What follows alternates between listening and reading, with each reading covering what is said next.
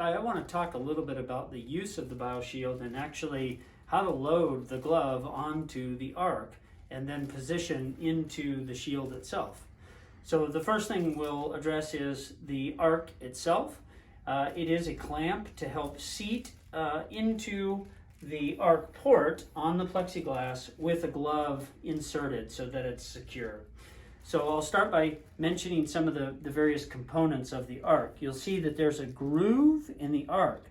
That groove is intended to seat itself into the plexiglass circle here that we call the arc port. Now we have to load the glove into the arc properly, and to do that we'll start by identifying where the thumb side of the glove exists. You find the thumb side, and that seam will be aligned with the gap in the arc. Now that brings me to another point. You check that there is a gap between the two edges here of the arc, because that is what creates the spring tension and loading it. These arcs you can pull apart and stretch just a little bit to give it a little bit more spring tension if needed.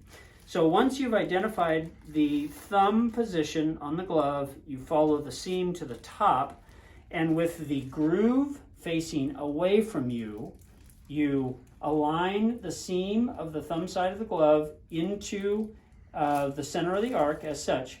Then you wrap the glove around the outside of the arc with, again, the groove facing away from you.